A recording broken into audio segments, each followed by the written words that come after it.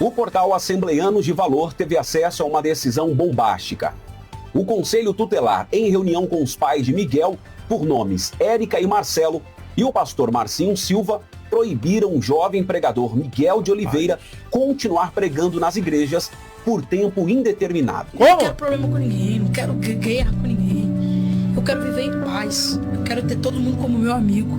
Todas as agendas, todos os eventos que estavam programados para o garoto pregar nos próximos dias estão cancelados. Rapaz, então olha aí o que Assembleanos de Valor tá trazendo aí, tá o crédito aí para eles, vou colocar aí na descrição também, tá? Para vocês assistirem lá. Então o que ele tá trazendo é basicamente que o Miguel, segundo as fontes que eles obtiveram, foi proibido de pregar em consenso com o pastor dele, o pai e a mãe, depois das ameaças que ele sofreu por estar pregando coisas aí absurdas, como que tem o poder de curar o câncer, né, ou coisas do tipo, ou que Deus está curando o câncer, né, através da oração dele, da fé dele, e também essas questões aí de ficar pedindo dinheiro, né, todas essas polêmicas que ele está envolvido ultimamente. E a gente vai aqui conversar um pouco sobre isso nesse vídeo, e eu peço que você fique até o final para a gente refletir bastante, né, sobre essas questões, se é justo, se é injusto, porque tem uma parada aí que para mim é de doer o coração quando eu ouvi isso aí, cara. Eu não sabia desse fato, tá? Não sabia desse fato. Apesar de imaginar, eu não sabia. Vamos lá.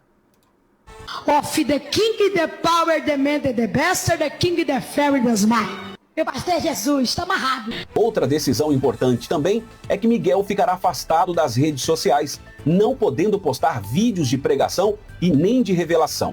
Tudo isso devido às repercussões negativas envolvendo o nome do menor de idade.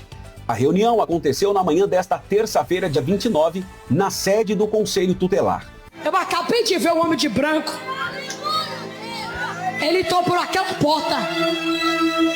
Ele parou do lado da senhora. Abre a mão. Teme sobre praque. Teminância sofá.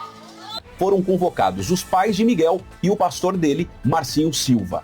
Foi determinado também que Miguel retornará às aulas presenciais na escola, pois ele estava tendo apenas aulas online. Isso aqui que me pegou. Isso aqui que quebrou minhas pernas. Isso aqui que me tirou o chão. Cara, o Miguel, ele tá fazendo essas pregações aí com 13, 14, 15 anos, né? E não tava frequentando a escola, cara. A aula dele era online. E a gente sabe que com a agenda hiperlotada dele, né, ele não tem tempo para parar e estudar português, matemática, física, química, né, estudar aquilo que toda criança deve estudar, não é isso? Então, assim, é complicado porque aqui entra uma série de questões.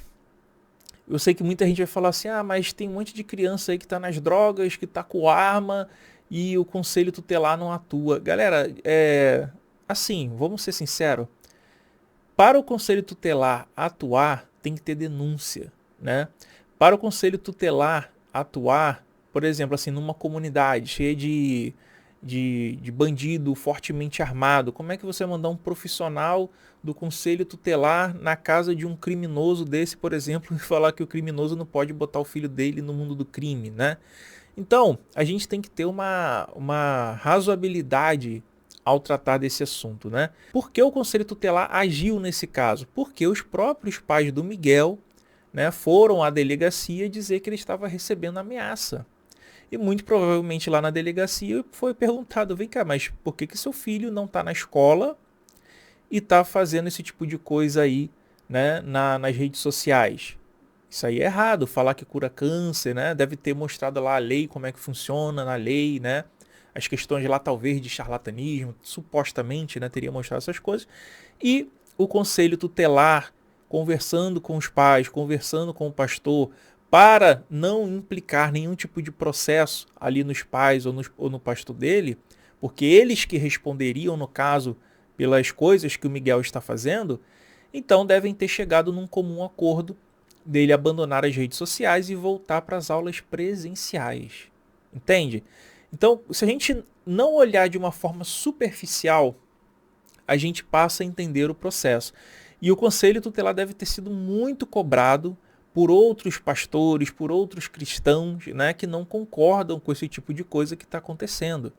Então, muita mídia, muita pressão para que fosse investigado, para que fosse parado, gerou, né, esse afastamento do Miguel. E eu vou mostrar aqui para vocês que no próprio post aqui dos assembleanos de valor, olha aqui os comentários. Ó. O Moisés falou assim, ó, esse conselho tutelar foi usado por Deus. Então tu vê, é um cristão falando que o conselho tutelar foi usado por Deus. Agradecendo o conselho tutelar. Ó.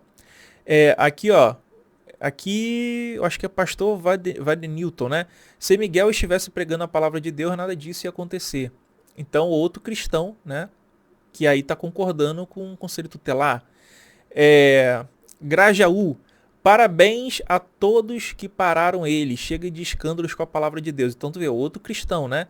Que nesse período ele estude a Bíblia de verdade e no futuro seja um exemplo de homem de Deus. Ninha Silva, ó. Obrigado ao Conselho Tutelar por essa atitude.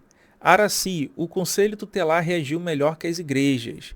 Então tu vê que é só cristão comemorando a atitude do Conselho Tutelar. Não tem ateu e agnóstico aqui, ó. Isso poderia prejudicar a saúde mental desse adolescente. Com certeza, eu concordo com isso aqui, né? Isso é muito além do que estão pensando. Concordo, né? Pô, o cara não ir pra escola. O menino não ir pra escola. O menino hiper exposto nas redes sociais.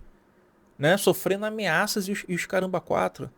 Ó, Mateus, espero que nesse período ele aprenda de verdade o evangelho genuíno e encontre de verdade o Cristo da palavra, pois ele tem potencial. Ninguém nega, né, que o Miguel ele seja um fenômeno, é um fenômeno da comunicação, é o Silvio Santos gospel, né? Todo mundo faz até essa comparação dele com o Silvio Santos. Parabéns por essa decisão, Conselho Tutelar. Então, cara, eu vi aqui alguns comentários, a maioria esmagadora são de cristãos, né? Elogiando a atitude do Conselho Tutelar, tá? E não se enganem, tá? Não se enganem. Também tem questões políticas, né? O Conselho Tutelar ali, alguém quer mostrar que está fazendo o trabalho, né? Alguém foi pressionado, pastores e crentes pressionaram para isso, tá? Agora a questão que fica existem outros pastores mirins que estão, né, surgindo por aí.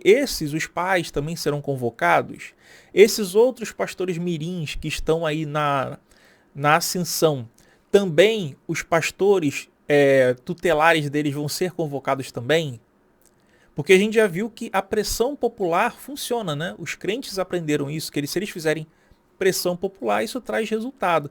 Será que esses outros pastores mirins estão frequentando as aulas, já que o Miguel não estava frequentando aulas presenciais? Olha quantas questões aqui que a gente tem que refletir, tem que pensar, né? Olha quanta coisa que a gente tem que analisar aqui. Você está entendendo? Então, vamos continuar aqui a reportagem para a gente ir refletindo sobre mais assuntos, né? Mais questões. É importante destacar que o pastor Marcinho Silva, presidente da Assembleia de Deus, Ministério Avivamento Profético em São Paulo, Carapicuíba, sempre incentivou Miguel a ir à escola e lhe cobrava para retornar às aulas presenciais. O pastor Marcinho revelou ao portal Assembleanos de Valor que Miguel não aceitou bem de início a decisão, pois ele queria continuar pregando nas igrejas. Mas eu livrei ela, reprimi. A decisão vem... Aí, no caso, esse pastor Marcinho, será que ele auxiliou o Miguel nesses cultos? Né? Porque uma coisa é você falar que cobrou o Miguel voltar às aulas, né? Mas de fato ele estava fazendo isso ou ele estava incentivando ele a continuar nos cultos? São coisas que a gente não sabe, né? O pai e a mãe não estavam vendo ele pedindo dinheiro em nome de Deus, fazendo revelação de cura, né? Antes de serem chamados pelo Conselho Tutelar? É uma pergunta, eu só estou perguntando aqui, né? Essas atitudes do pai e do pastor, e dos pais e do pastor dele agora se devem à conscientização de que tudo isso daí está muito errado em vários níveis possíveis, ou que isso aí só está acontecendo, essa paralisação, essa interdição do Miguel só está acontecendo porque o Conselho Tutelar se manifestou nesse caso. E aí abre-se outra questão, né? E em relação aos picaretas da fé, que são adultos, que já os pais e a mãe e os pastores auxiliares já não têm responsabilidade, né? Mas que enganam tanto ou mais do que o Miguel. E aí? Aí o Ministério Público, as autoridades, se a população clamar, se a população exigir, será que o Ministério Público vai se manifestar também? Ou alguém vai me convencer de que o Edir Macedo é menos pior do que o Miguel? Ou alguém vai me convencer de que o Malafaia tira menos dinheiro das pessoas, né? Induzindo as pessoas ao erro do que o Miguel?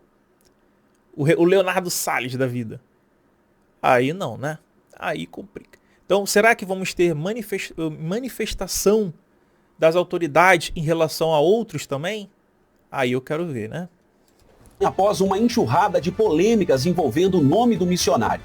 Recentemente, em um vídeo em que Miguel rasga supostos laudos médicos durante um culto, enquanto afirma estar... Ó, isso aqui, vamos fazer uma correção aqui, tá, galera?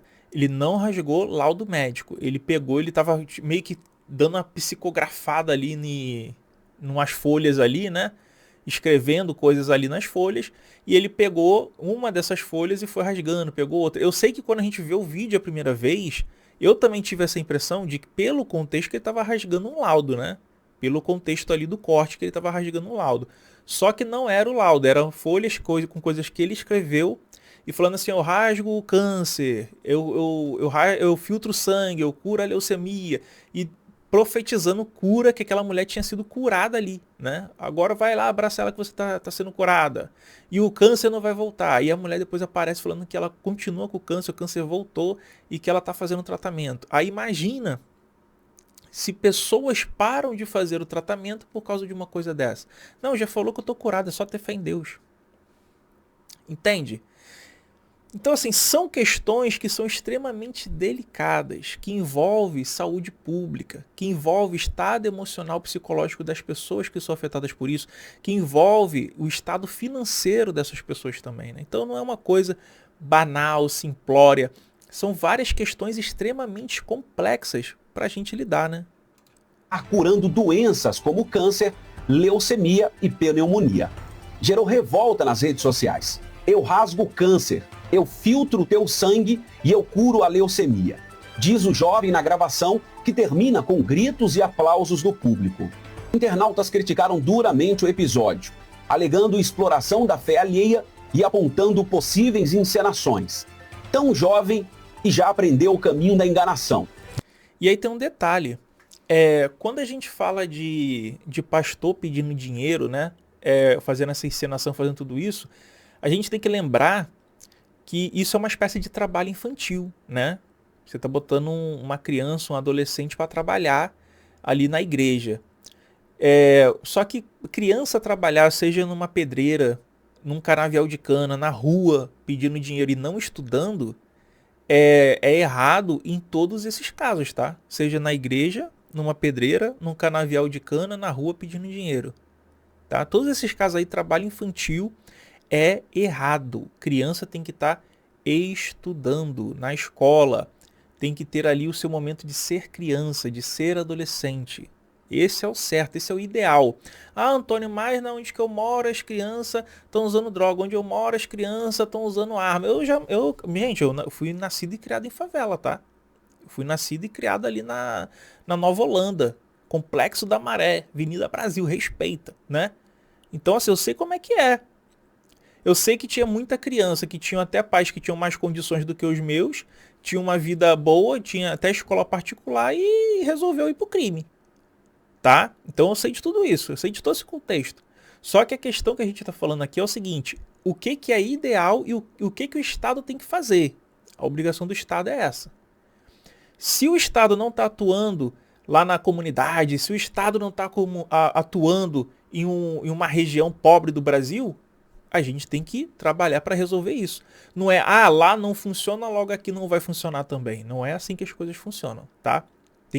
O ideal é funcionar em todos os casos. Não é porque não funciona em um que no outro a gente vai esquecer e vai abandonar. Brincando com a fé alheia, escreveu um seguidor na postagem. Críticos dizem que suas pregações carecem de embasamento bíblico e apontam o risco de que ele esteja apenas reproduzindo fórmulas conhecidas do meio neopentecostal.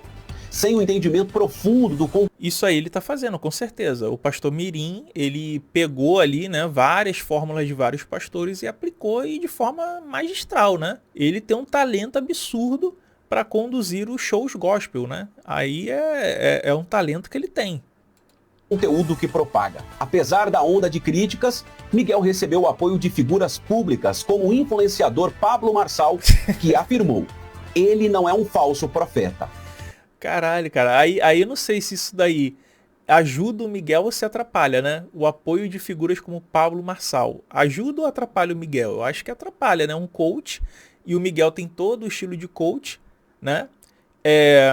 Então, na minha visão, apoios de figuras como Pablo Marçal mais prejudicam do que apoiam, né?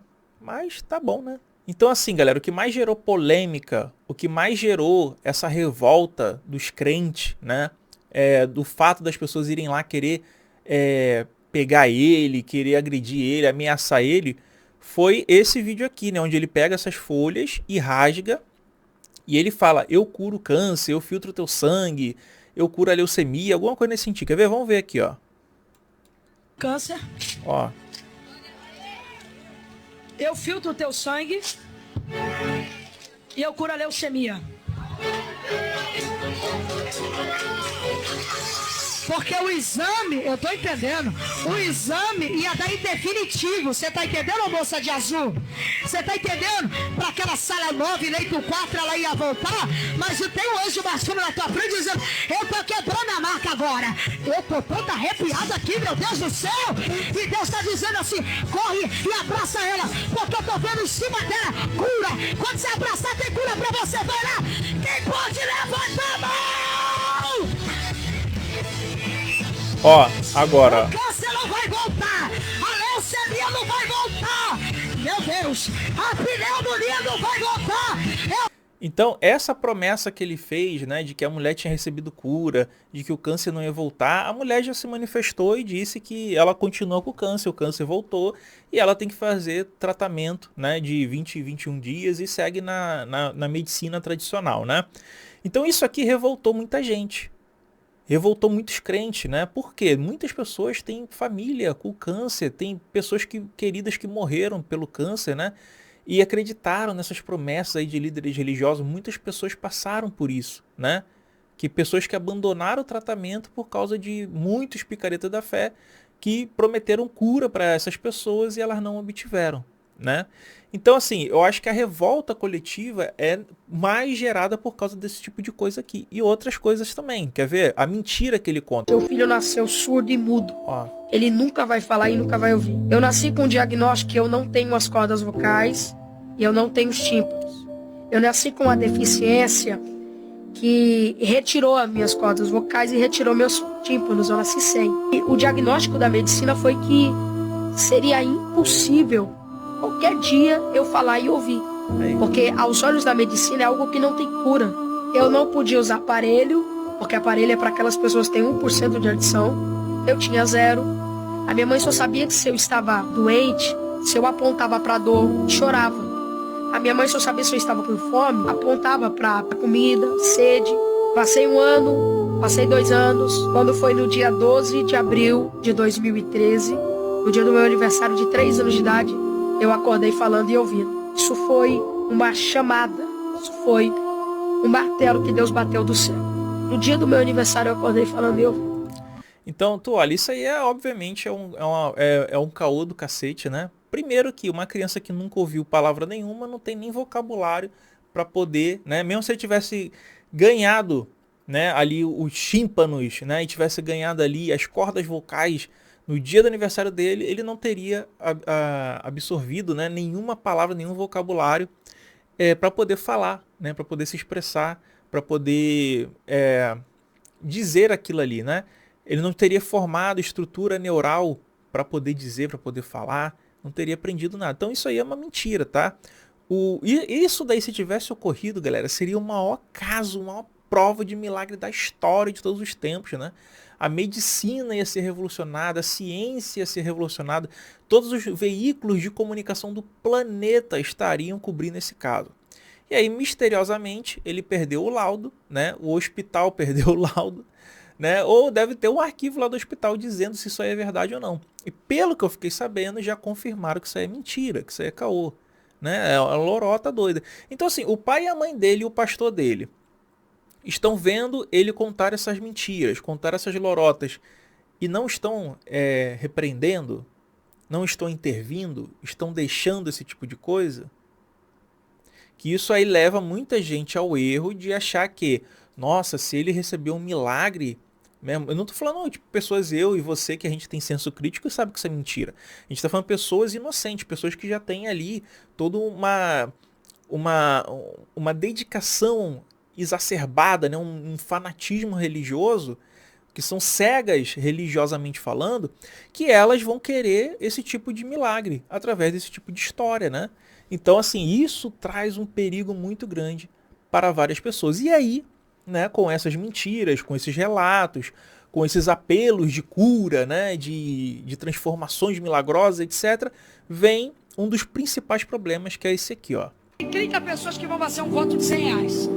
Mas eu queria aqui em cima do altar, no mínimo 4. Diga comigo, 4. Que vai pegar uma semente de R$1.000. Diga amém. De R$1.000. R$1.000 pra gente não é sacrifício.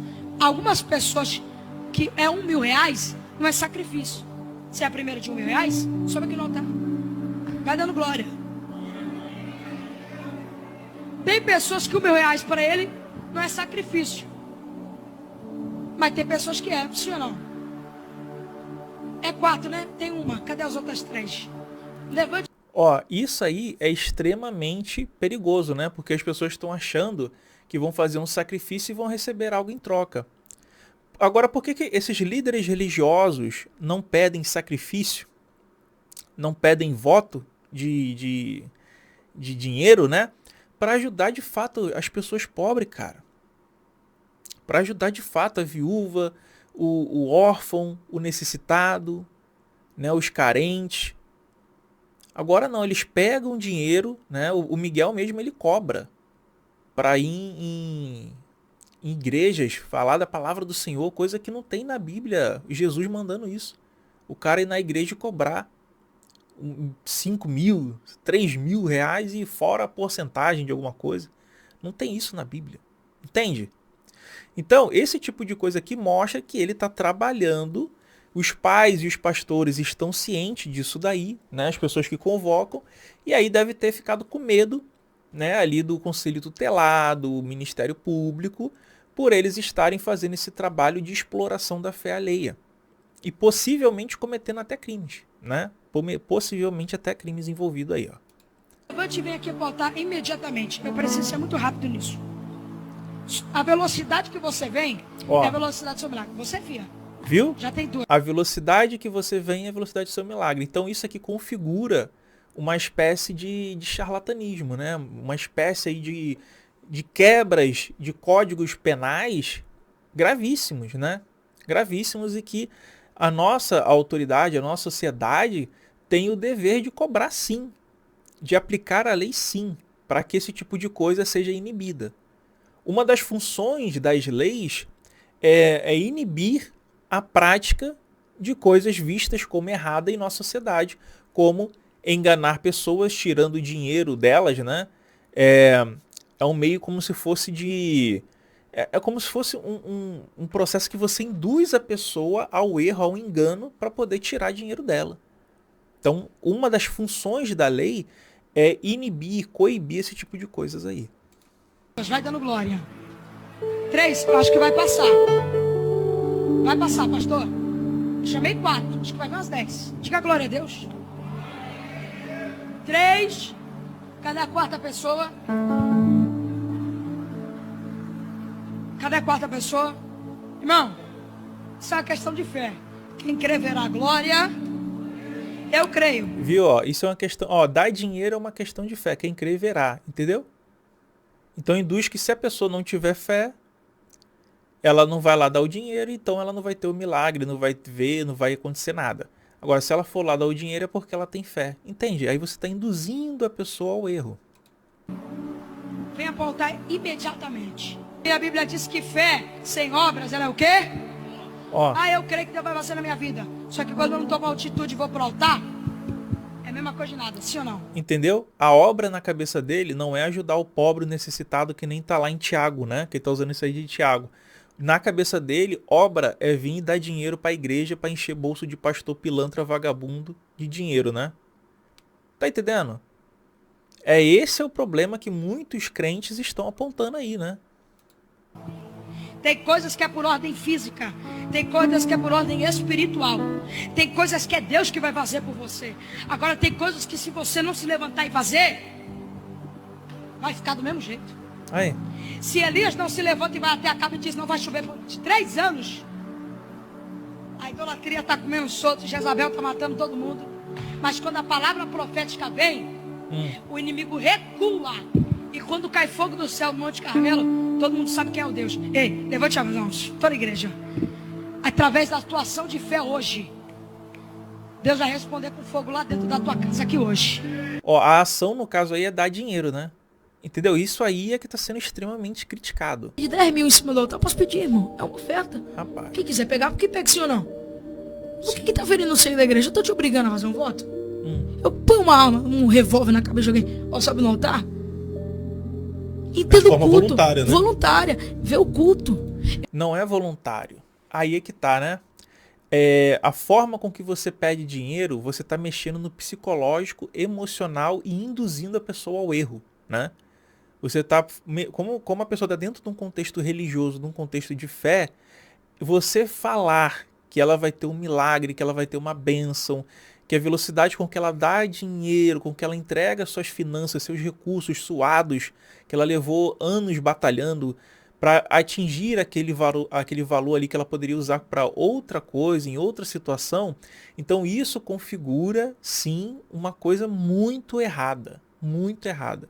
Então, não necessariamente você precisa de uma arma de fogo ou agir com violência para você cometer um crime, cometer algo errado, uma atitude errada em relação a outra pessoa, a seu psicológico, seu emocional, seu financeiro, etc, etc, etc.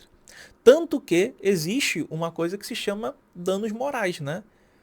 Danos morais, se você ofende uma pessoa, se você fala algo em relação a uma pessoa, por exemplo, você está ferindo a imagem daquela pessoa, né? Então você pode ter que ressarcir aquela pessoa por danos morais, por exemplo.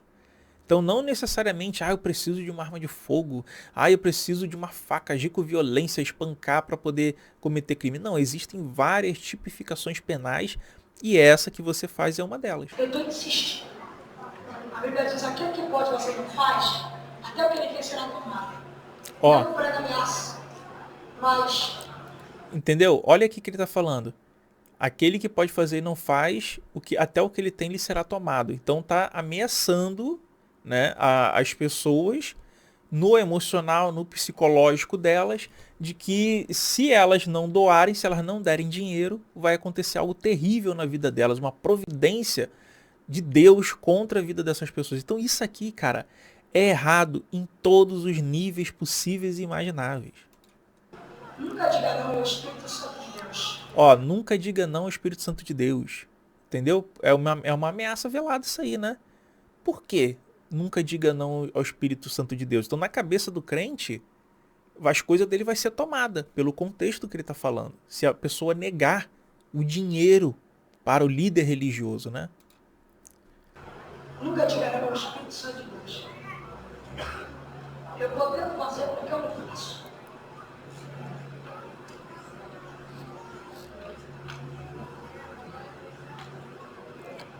Cadê essa pessoa?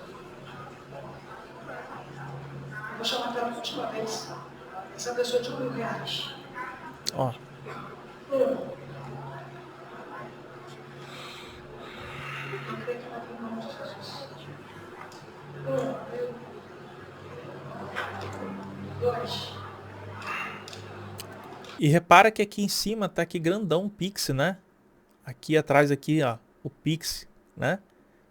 Então é isso que as pessoas estão revoltadas, né?